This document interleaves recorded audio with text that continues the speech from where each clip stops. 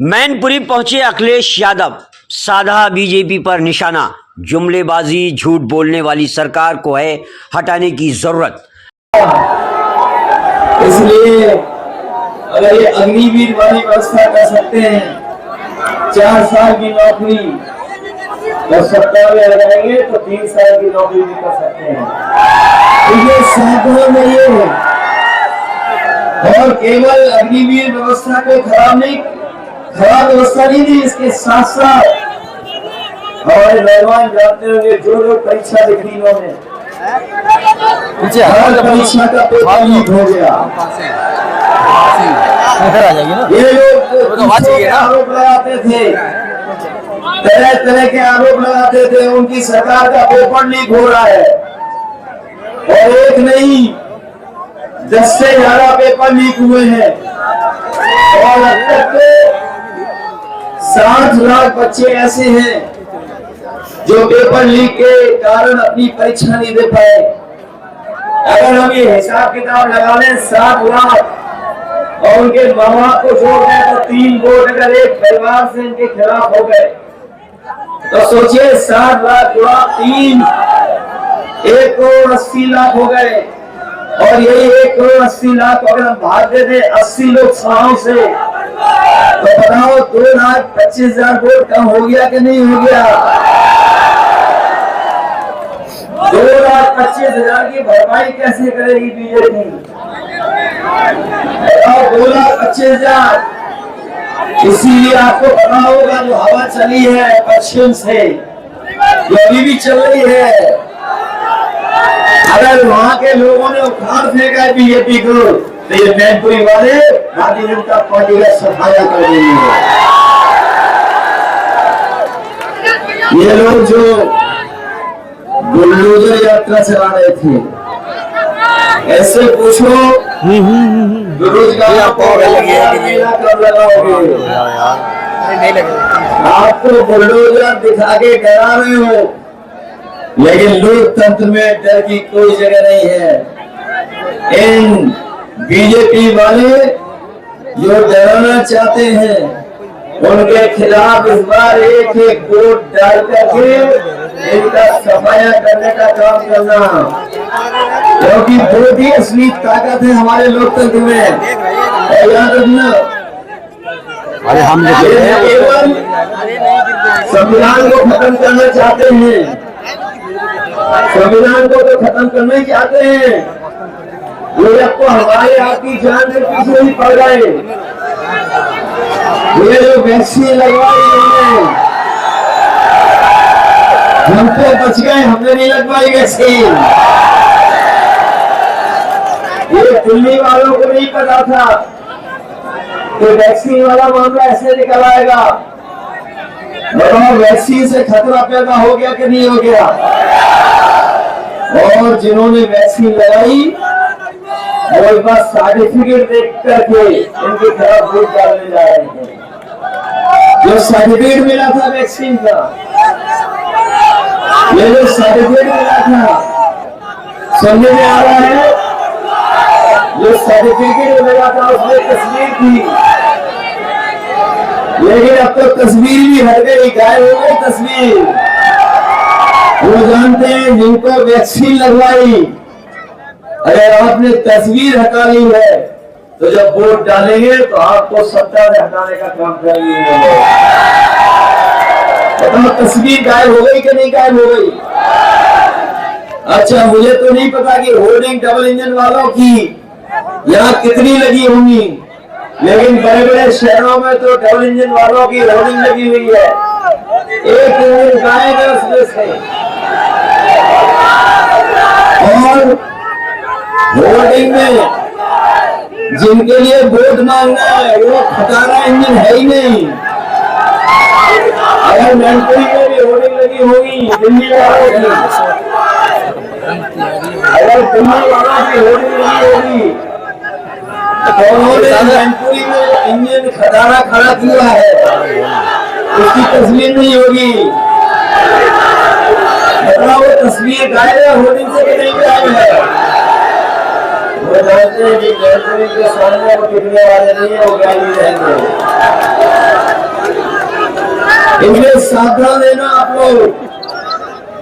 और इन्होंने जो धोखा दिया है, ये पिछले 10 साल में इनकी हर बात झूठी निकली और हर वादा इनका झूठा निकला। और झूठ बोलने में ये दुनिया के नहीं बल्कि ब्रह्मांड के सबसे झूठे निकले। और महंगाई कितनी बढ़ा दी, हर चीज महंगी कर दी। डीजल पेट्रोल तो महंगाई किया ही किया, लेकिन खाने पीने से लेकर के हर जरूरत चीज महंगी कर दी। और हमारे बुजुर्ग लोग जानते होंगे, पहले पार्ले जी का बिस्किट पैकेट इतना बड़ा आता था, बहुत बड़ा पैकेट आता था, लेकिन मुनाफा कमाते कमाते और महंगाई बढ़ते बढ़ते बताओ छोटा हो गया कि नहीं हो गया। जिन लोगों ने बाजार में पैकेट लिया होगा, अब कितने बिस्किट का पैकेट है? अभी 5 का है। बीजेपी वाले आ गए तो एक बिस्किट वाला पैकेट खरीदना पड़ेगा आपको। बहुत बड़ी संख्या में हमारे सभी जिम्मेदार नेता, पदाधिकारी, प्रधान, बुजुर्ग और सांस्कृतिक प्रकोष्ठ के केवल इटावा के नहीं पूरे प्रदेश के और हमारे ये सांस्कृतिक प्रकोष्ठ के ऐसे भी ये कैसे बजाते हैं यही जानते हैं, क्या बात नहीं जानते। सांस्कृतिक प्रकोष्ठ के सभी हमारे पदाधिकारी इस चुनावी जनसभा में उपस्थित आदरणीय बुजुर्ग, किसान भाई, नौजवान साथी और पत्रकार बंधु, मैं सबसे पहले इस सभा में आए हुए आप सबका बहुत बहुत धन्यवाद और आभार प्रकट करूंगा।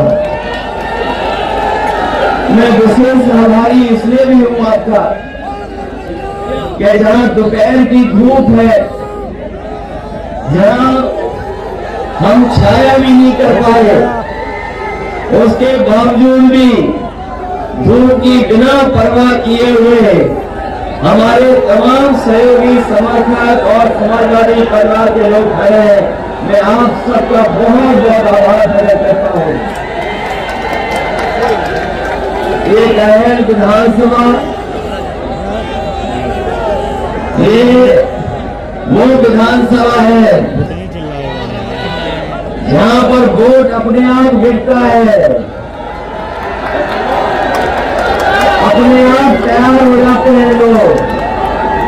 और ये कोई आज से नहीं है, ये तमाम हमारे साथी सहयोगी, ये समाजवादी परिवार के लोग नेताजी के जमाने से ऐसे कहना नहीं है, ये वोट डालना जानते हैं और न केवल जीत लेना जानते हैं बल्कि रिकॉर्ड वोटों से जिताना यहाँ के लोग जानते हैं।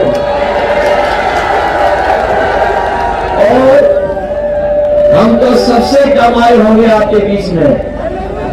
जितना हम लोगों को राजनीति में और जगह रहना पड़ता है, उतना समय नहीं निकाल पाते हैं।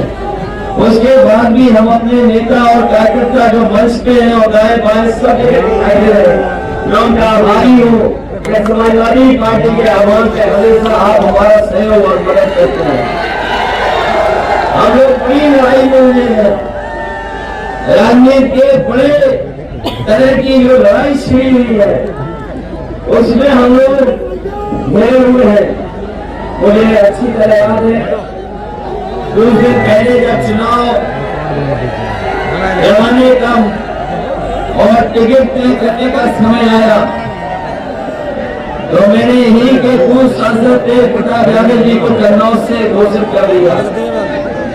मैंने इसलिए घोषित किया कि हमें कहल न छोड़ना पड़ जाए, हमें कहल से दूर न जाना पड़े, लेकिन मजबूरी में वहां की जनता के दबाव की वजह से हमें वहां भी चुनाव लड़ना पड़ रहा है। हालांकि जो कन्नौज में वो समाजवादियों का घर है, वो ऐसी जगह है जहां पर डॉक्टर राम लोहिया, नेताजी, हमें छोटे सिंह यादव जी, कुलदीप यादव और लिबरल को भी जिताने का काम किया। और एक बार तो ऐसी आंधी और तूफान चली थी वहां पर वोट की कि किसी ने भी पर्चा नहीं भरा और पूरे देश में रिकॉर्ड बना था कि कन्नौज से निर्विरोध चुनाव समाजवादी पार्टी जीत कर दे गई। पिछले चुनाव में जब हम लोग नेताजी के न रहने पर आपके बीच में आए थे, आप लोगों से जितना हो सकता था हम लोगों ने संपर्क किया। उस समय पर तमाम तरह की चर्चाएं चल रही थी, लेकिन मैनपुरी की जनता और कहल की जनता ने ऐतिहासिक वोट दे करके लाखों लाख वोटों से जिताया था। अभी कुछ दिन पहले जिताया। आज फिर हम आपसे निवेदन अपील कर रहे हैं और आपसे इस बात के लिए सहयोग मांग रहे हैं कि देश में जब वोट खुले, क्योंकि ये पहले तो एक लोकसभा का चुनाव था, लेकिन इस बात का देश का चुनाव होने जा रहा है। पूरे देश में वोट पड़ेंगे, लोकसभा का चुनाव हो रहा है। हमें पूरा भरोसा है करहल की जनता पर और मैनपुरी की जनता पर। जब वोट खुलेंगे तो रिकॉर्ड मतों से यहाँ से दुर्गया का जीत करके जाएंगे। न केवल रिकॉर्ड मतों से आप जिताओगे, बल्कि देश की जो बड़ी जीत होगी, जो देश की बड़े बड़े रिकॉर्ड बनेंगे, उसमें मैनपुरी का भी अपना रिकॉर्ड होगा।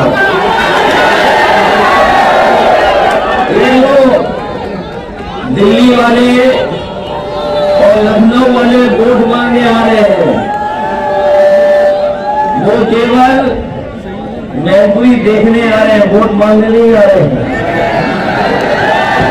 और दोबारा लौट के भी नहीं आएंगे, अगले चुनाव में दिखाई देंगे। ये तो हम के घर परिवार के लोग हैं, हमें और आपको नहीं मिलकर दिया जाता है। ये क्षेत्र तो अपना घर है, इसलिए हम आपसे आह्वान करते हैं कि जिस तरीके से भारतीय जनता पार्टी ने किसानों से लेकर के नौजवानों को दुखी किया है, कोई कल्पना नहीं कर सकता था। ये 17 साल की सरकार और 7 साल उत्तर प्रदेश की सरकार में सबसे ज्यादा दुखी अगर किसी को किया तो हमारे किसानों को इस सरकार ने दुखी करने का काम किया। ये बीजेपी के लोग कह रहे थे कि हम किसानों की राय तो पूरी कर देंगे।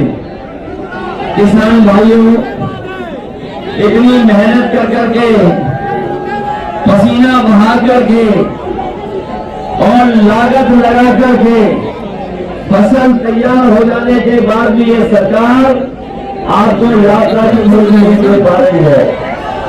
और है कि दोगुनी तो दूर, ये जो सही कीमत मिलनी चाहिए, लागत के हिसाब से लाभ मिलना चाहिए, वो भी सरकार नहीं दे पा रही है। और याद करिए, आपके हमारे खेतों पर नजर थी, हमारी आपकी पैदावार और फसलों पर नजर थी। ये लोग 3 काले कानून लाए थे, 1000 से ज्यादा किसान शहीद हुआ, लेकिन किसान पीछे नहीं हटा। किसान खड़ा आंदोलन करता रहा दिल्ली में, तभी वापस गया जब सरकार ने 3 काले कानून वापस लिए थे। 3 काले कानून वापस ले लिए, लेकिन अभी भी किसानों की जो मांग थी कि उनको अपनी फसल की सही कीमत मिले, एमएसपी सरकार दे, उसके लिए कानूनी अधिकार सरकार दे, अभी तक नहीं दे पा रही है। अपने किसान भाइयों को हम कह के जा रहे हैं, समाजवादी पार्टी और इंडिया गठबंधन ने तय किया है कि अपने किसानों को लाभकारी मूल्य तो देंगे और कानूनी अधिकार से उन्हें एमएसपी दिला करके उन्हें लाभकारी मूल्य फसलों का देंगे। ये लोग जो कहते हैं विकसित भारत बने और गांव-गांव जाकर के ये जो विकसित यात्राएं चलाई थी इन्होंने, हमारे प्रधान भाई लोग जानते होंगे, अगर इन्होंने सहयोग न किया हो तो विकसित यात्रा था, लेकिन विकसित यात्रा ही नहीं हो पाती। हमारे प्रधानों से भी वसूल लिया इन्होंने तब जाकर के विकसित यात्रा हुई इनकी, विकसित भारत यात्रा। ये बीजेपी के लोग जो विश्व गुरु बनने का सपना दिखा रहे हैं, हम उनसे कहना चाहते हैं, जिस समय हमारा किसान खुशहाल होगा और नौजवान के हाथ में नौकरी और रोजगार होगी, उसी समय हमारा भारत देश विकसित भारत बन जाएगा। जब तक खुशहाली नहीं आएगी, हम कितना भी प्रचार कर ले, लेकिन हमारा देश विकसित नहीं बन पाएगा। विकसित भारत का सपना देखने वाले और हर भाषण में भारत माता की जय बोलने वालों ने बताओ हमारे फौज की आधी अधूरी नौकरी कभी। यहाँ पर बहुत सारे साथी हैं, कोई ऐसा नहीं है जो न जानता हो कि जिस समय शहीद जवान गौरव हो जाता था, उसको सम्मान से लाने का काम और उसको सम्मान दिलाने का काम और पूरे सम्मान के साथ उन्हें घर परिवार तक पहुंचाने का फैसला अगर किसी ने लिया था तो हमारे यहाँ के नेताजी ने लिया था। याद है कि नहीं याद है? और ये जो नौजवान सही कह रहे हैं कि अभी भी व्यवस्था में उस सम्मान नहीं मिलेगा। नौकरी को भूल जाओ, वो सम्मान भी नहीं मिलेगा। इसलिए अपने नौजवानों से कह करके जा रहे हैं, ये जैसे ही दिल्ली में सरकार बनेगी, अगली व्यवस्था हमेशा अगली खत्म हो जाएगी। कभी कभी हम अपने पुलिस भाइयों से भी कहते हैं कि आप लोग भी हमारा सहयोग करो, इसलिए सहयोग करो क्योंकि बीजेपी के लोग आ गए तो अभी तो फौज की 4 साल की नौकरी की है, उनकी नजर इन पे भी है, खादी वालों की 3 साल नौकरी कर रही है। ये हमारे पत्रकार साथी पूछते हैं कि आप कैसे कह सकते हो। मैंने अपने पत्रकार साथियों से पूछा और कहा, क्या किसी को पता था कि अगली भी वाली व्यवस्था हो जाएगी 4 साल की? आप में से बहुत सारे साथियों ने देखा कि जब हम लोग आपको लाइन में लग गए, क्या हमें और आपको पता था कि नोटबंदी हो जाएगी? क्या हमें और आपको पता था कि हवाई जहाज बिक जाएंगे, पानी के जहाज बिक गए, बंदरगाह बिक गया, टेलीफोन की कंपनियां बेच दी और बैंकें भी बेच दी,